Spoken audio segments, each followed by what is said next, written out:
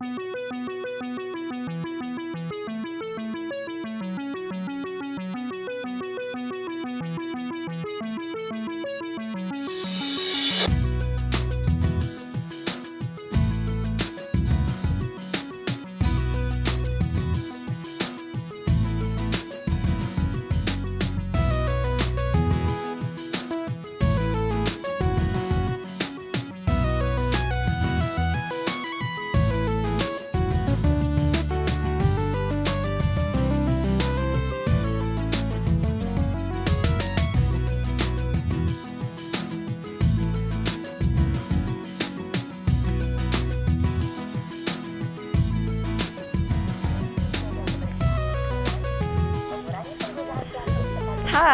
teman-teman, jadi hari ini saya sudah berada di Desa Sangeh lagi. Sudah pada nonton belum? Waktu saya jalan-jalan ke Hutan Pala Sangeh.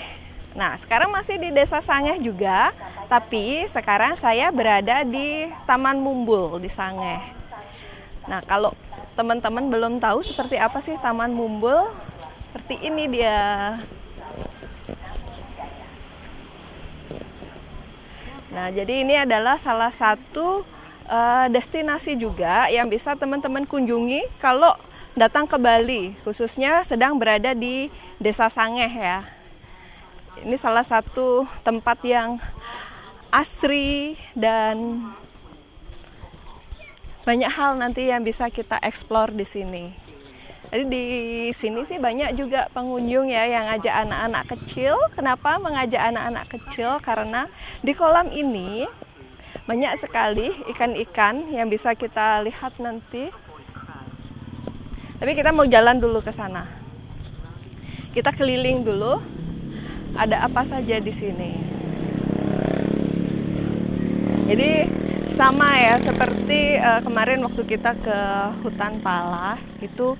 Selain sebagai destinasi untuk tujuan wisata, juga di dalamnya ada pura yang merupakan tempat suci bagi masyarakat desa di sekitar sini. Nah, begitupun dengan Taman Mumbul ini. Di sini selain sebagai tujuan wisata bagi masyarakat lokal Bali, tapi mungkin ada juga pengunjung dari luar Bali ya yang ke sini. Di sini juga merupakan kawasan suci karena ada pura dan nanti ada juga tempat pengelukatan di Pancoran Solas yang lokasinya berada di seberang Taman Mumbul ini. Jadi saya tadi sudah bekal makanan ikan. Jadi untuk masuk ke sini tuh nggak dipungut biaya ya, kita hanya bayar parkir saja karena kami bawa motor. Jadi tadi bayar parkir motor itu cuma 2.000. Terus ada juga di tukang parkirnya tadi kita bisa beli makanan ikan. Ini tadi saya beli 5.000 dapat 2 kantong. Ada juga sih pedagang kaki lima tadi ya yang dagang-dagang makanan minuman, biasanya mereka jual makanan ikan juga. Jadi kalau misalnya teman-teman kesini nggak ada persiapan, nggak akan jadi masalah juga sih. Kita bisa beli makanan ikan di pedagang di sekitar sini. Oke, jadi pengunjung itu mereka boleh memberi makan ikan yang ada di kolam ini ya. Jadi kenapa makanan ikan banyak dijual?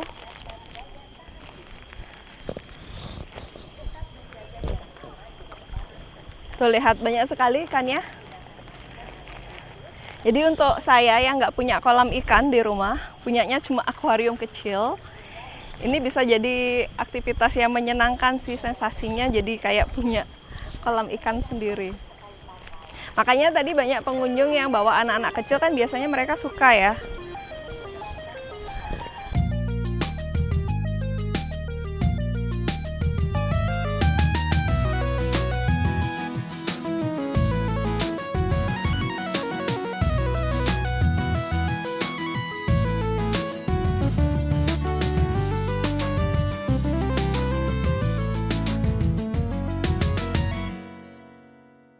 Suasananya asri sekali ya, dengan pohon-pohon, terus ada telaga yang berwarna hijau dengan ikan-ikan, dan ada juga pelinggih di sini. Di sini ada pura Taman Mumbul, tapi puranya tidak terlalu besar di sini, dan tentu saja saya nggak akan masuk ke sana ya, karena itu kawasan suci untuk mereka yang bersembahyang. Karena saya sedang tidak dalam kondisi siap untuk bersembahyang. Tapi nanti kita akan ke seberang dari pura ini. Di sana ada tempat pengelukatan namanya Pancuran Solas. Nah, itu adalah salah satu tempat juga yang populer bagi masyarakat di Bali sini untuk melakukan kegiatan pengelukatan.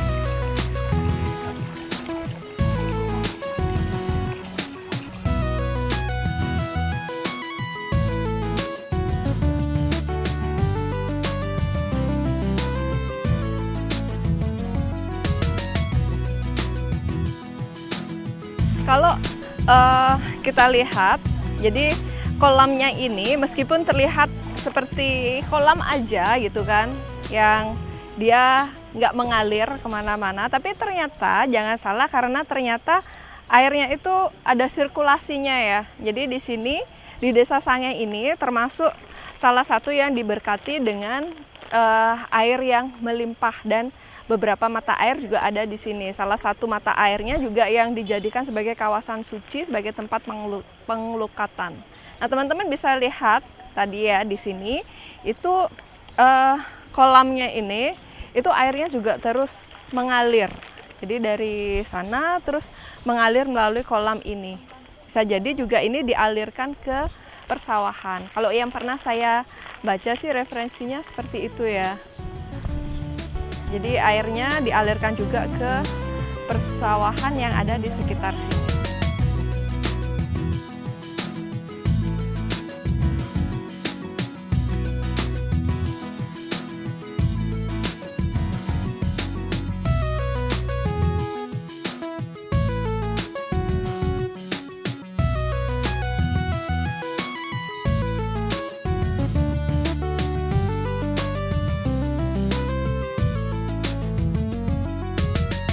Permisi, saya boleh ikut ke situ nggak? Nggak apa ya, goyang-goyang nanti. Nggak apa, udah saya pegang. Wah, kita sedang berada di rakit. Berakit-rakit ke hulu, kata bapaknya. Habis ini kita bersenang-senang. Amin. Dari mana, Pak? Dari mana? Dari Sempidi. Dari Sempidi. Oh, bapaknya bersama putri-putrinya nih ya? Berempat sedang jalan-jalan.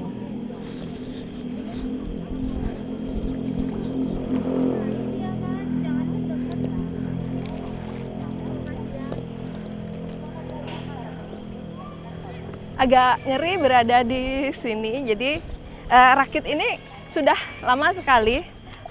Saya kesini kayaknya 2 tahun yang lalu ya, ada ya. Sudah ada rakit ini dan sekarang masih ada. Bambunya memang udah terlihat tua tapi masih terasa kuat sih. Karena di bawah ada penyangganya juga, jadi nggak perlu khawatir. Sudah habis 1 kantong. Ayo deh adik. Saya ke sana dulu Pak ya.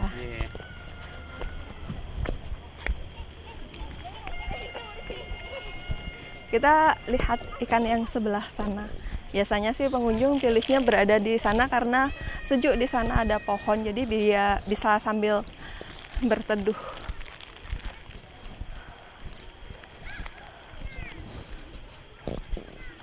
Jadi kalau teman-teman kesini itu tidak harus untuk tujuan melukat ya. Boleh juga kalau misalnya ada yang punya keperluan khusus mau melukat. Tapi kalau misalnya hanya sekedar ingin bersantai, menikmati suasana yang sejuk di sini, ngajak keluarga atau mungkin pacaran di sini bisa juga.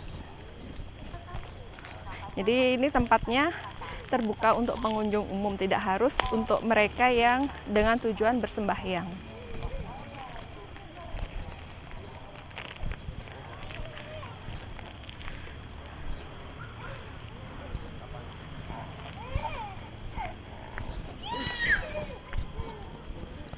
Tahu nggak pohon ini?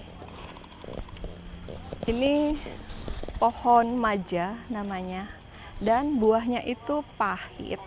Nah, ini termasuk salah satu pohon yang katanya dulu menjadi asal-usul berdirinya Kerajaan Majapahit. Jadi dulu sebelum Kerajaan Majapahit itu berdiri, jadi mereka yang sedang dalam perjalanan untuk mencari wilayah yang akan didirikan sebuah kerajaan, melihat ada pohon yang buahnya besar dan ranum, dikira itu bisa dimakan, tapi ternyata tidak bisa dimakan karena rasanya pahit. Nah, dari situlah kata Majapahit itu berasal. Itu seingat saya ketika saya mendengarkan sandiwara radio Tutur Tinular. Masih ingat nggak? Kalau Anda yang tahu Tutur Tinular pasti hidup di era saya juga. Mungkin kita sebaya.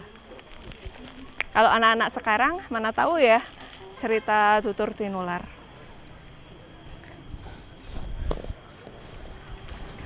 Nah, di sini ada ikan yang besar banget. Tapi dia nggak mau menampakkan diri. Lihat di sini ada ikan yang besar banget, tapi dia ada di bawah. Coba saya tarik perhatiannya agar dia mau keluar. Itu yang warna kuning di bawah. Ketutup sama ikan-ikan lain yang lebih kecil.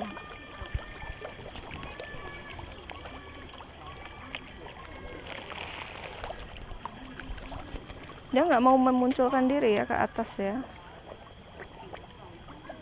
Nah, ini dia.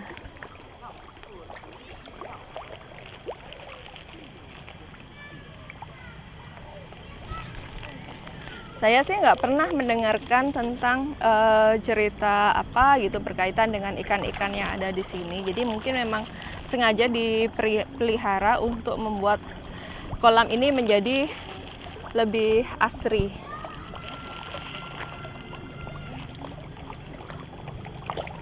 Tuh, mereka rebutan makan. Mungkin sebenarnya tanpa dikasih makan pun, karena ini kolamnya kolam alami ya, mereka bisa mendapatkan makanan juga dari lumut-lumut atau binatang-binatang kecil yang ada di sini. Tapi dengan kita memberi makan gini kan mereka bisa lebih mudah mendapatkannya. Dan karena populasinya banyak juga kan, pasti makanan berebutan ya di antara sesama mereka. Tapi ikan-ikan di sini nggak boleh dipancing, nggak boleh diambil untuk dikonsumsi. Jadi meskipun udah ada yang besar banget ya, mereka tetap berada di kolam ini dengan aman.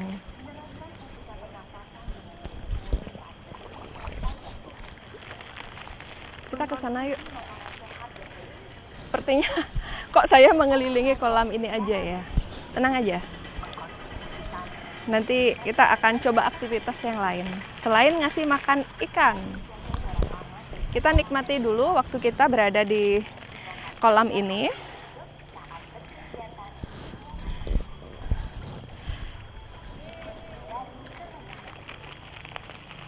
Itu kan di sini ada yang lebih warna, kalau yang di sana tadi lebih hitam gitu populasinya. Kalau di sini ada yang berwarna putih, ada yang berwarna keemasan, orange.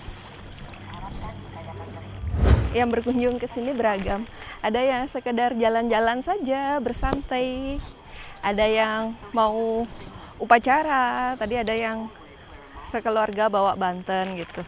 Terus ada juga yang mau prewed sepertinya. Terus ada juga tadi saya ketemu sama sekelompok mahasiswa yang sedang ngerjain tugas, bikin video. Dan saya kesini ngapain? Saya jalan-jalan. Dan nanti memang ada rencana untuk kami melukat. Meskipun tidak ada agenda khusus sedang upacara atau ada tujuan tertentu, enggak sih, enggak ada. Jadi memang kegiatan melukat itu memang banyak yang melakukannya sebagai bagian dari ritual keagamaan. Pada upacara-upacara tertentu ada melukatnya. Tapi kegiatan melukat juga bisa dilakukan oleh siapa saja, tidak harus yang beragama Hindu dan tidak harus pada upacara adat tertentu. Jadi kayak misalnya kan kalau di Bali itu banyak sekali tempat-tempat pengelukatan ya, tidak hanya di Taman Mumbul ini saja. Kalau teman-teman mungkin paling sering dengar itu di Tampak Siring, di sana ada Tirta Empul.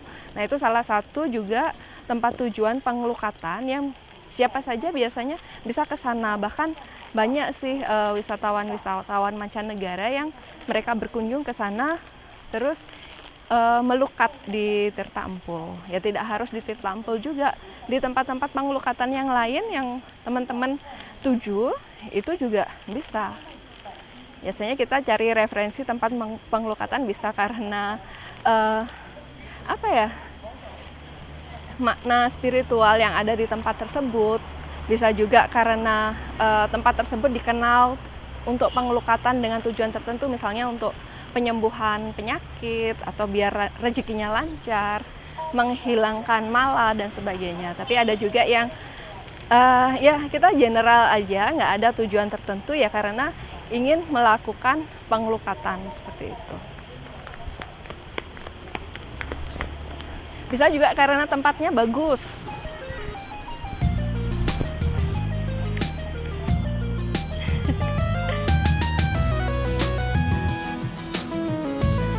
Di sini anjingnya seperti anjing-anjing di rumah. Jadi dia mau makan apa saja. Tadi dikasih makan roti, mau. Bye-bye.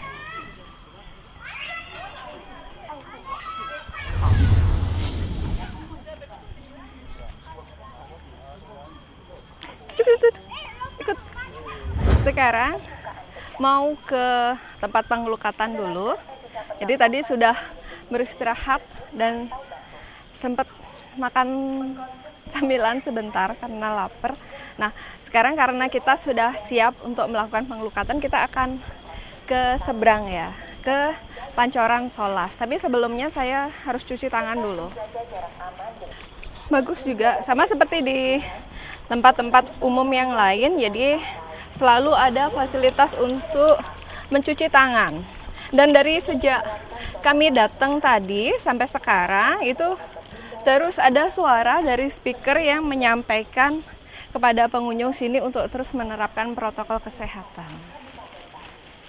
Persembahan pemerintah Kabupaten Badung.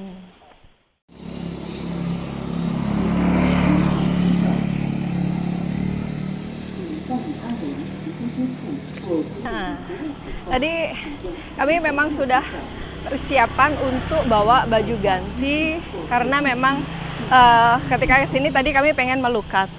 Tapi sebenarnya teman-teman juga bisa sih kalau mau nyewa baju di sini, bukan nyewa baju ya, nyewa kamen di sini nanti untuk melukat. Jadi tidak harus bawa baju dari rumah dan bawa baju basah pulang gitu. Yang pengen praktis bisa seperti itu. Nah, di sini fasilitasnya sudah lengkap loh. Jadi tempat pengelukatannya itu sudah tertata dengan rapi, ada tempat ganti baju, ada loker untuk penitipan baju dan sebagainya. Kita masuk ke dalam ke pengelukatan Pancoran Solas. Ada tempat cuci tangan juga. Kita tadi sudah cuci tangan ya.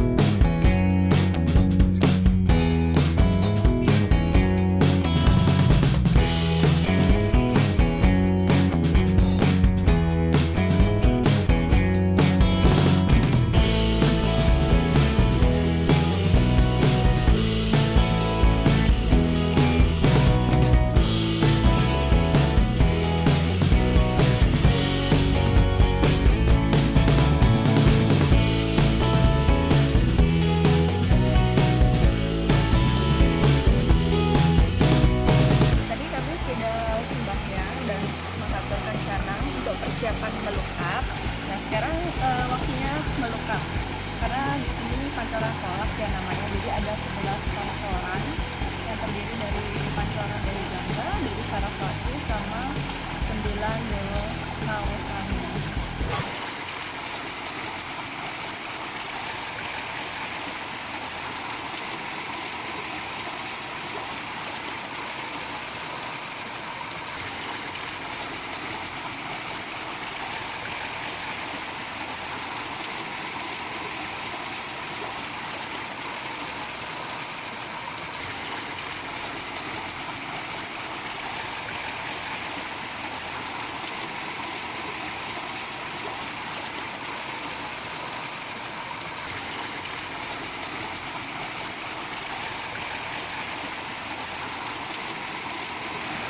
Sekarang kita ganti baju dulu ya. Jadi kami sudah selesai berganti baju setelah tadi melukat ya. Jadi kita melukat di sana di Pancoran Solas. Ada 11 pancoran. Tadi saya sempat menyampaikan tapi suara saya sepertinya kurang begitu terdengar tadi ya karena nggak pakai mikrofon. Jadi ada 11 pancoran, di sana ada pancoran Dewi Gangga, pancoran Dewi Saraswati, dan pancoran Dewa Nawasangya. Jadi ada 11 totalnya. Jadi sebelum melukat tadi kami sudah sembahyang. Nah setelah selesai melukat dan ganti baju, sekarang nunas tirta dulu. Baru setelah itu kita bisa pulang.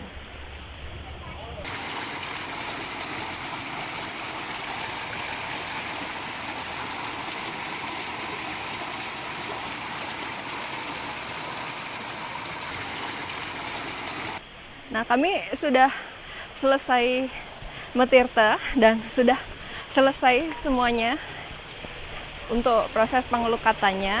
Sekarang kita bisa pulang. Tadi selesai melukat, kami dapat ini ya, gelang Tridatu namanya. Jadi seperti yang saya pakai ini. Tapi ini dulu saya lupa dapatnya di mana. Jadi gelang Tridatu ini biasanya diberikan kepada umat yang baru selesai bersembahyang. Biasa kalau ada upacara tertentu di pura gitu kan, selesai sembahyang, kita dikasih gelang Tridatu seperti ini untuk kemudian dipakaikan di tangan. Saya nggak berani ngomong dulu makna gelang Tridatu ini, jadi seperti itu aja dulu. Oke, kita mau pakai dulu gelang Tridatunya.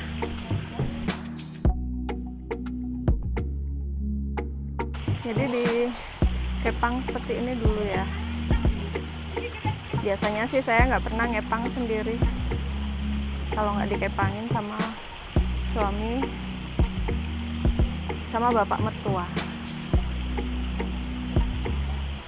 Karena kalau ngepang sendiri nggak rapi, sebenarnya bisa aja sih kalau mau pakai sendiri, boleh-boleh aja, sah-sah aja. Cuma biar lebih rapi, seringnya dibantuin.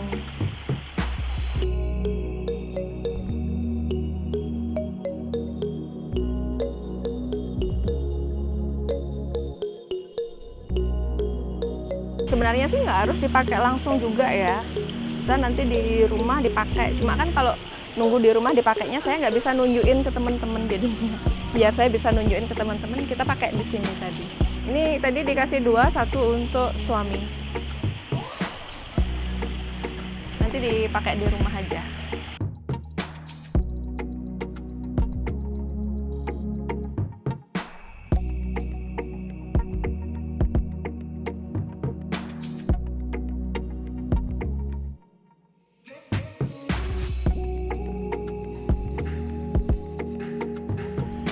Nah, sudah selesai bersantai menikmati suasana di pengelukatan Pancoran Solas dan sudah selesai melukat juga. Kita sekarang saatnya pulang ya, kembali ke Denpasar. Nggak jauh sih, jadi kalau teman-teman mau datang ke Sangeh, misalnya teman-teman nginepnya di Kute atau di Denpasar, kalau mau ke daerah Sangeh itu nggak jauh, paling hanya 1 jam perjalanan saja. Dan banyak hal yang bisa teman-teman eksplor di sini selain destinasi-destinasi wisata yang mainstream ya. Coba sekali waktu destinasi yang anti mainstream di Bali harus dieksplor juga. Oke, jadi kami tunggu teman-teman datang ke Bali dengan tetap menjaga protokol kesehatan. Jangan lupa pakai maskernya. Kita pulang ya. Yuk.